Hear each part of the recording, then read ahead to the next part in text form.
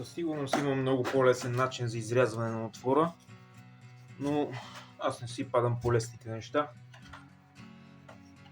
и предпочитам да си го правя с длетото ръчно.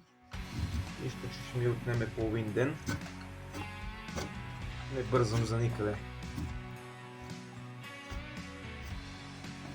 Идеята е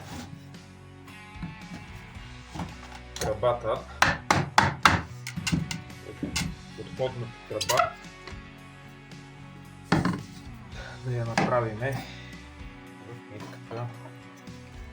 Ето какво съм створил до този момент. Мисля, че добре се получава. Всъщност не е и толкова бавно, някъде за около 2 часа успях да постигна този ефект. Почти тръбата е влязла, някъде около 2 см и трябва още е готова. И то по-скоро разчеряване само.